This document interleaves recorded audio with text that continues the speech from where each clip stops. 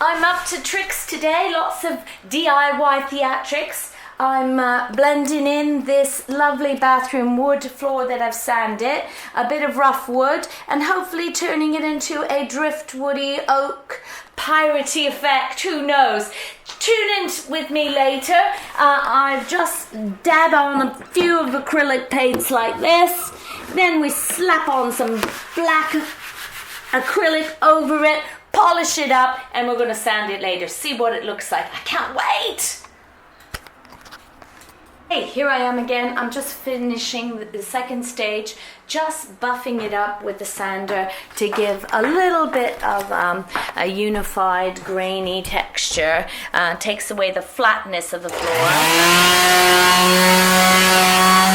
Just giving it a little bit of stress look.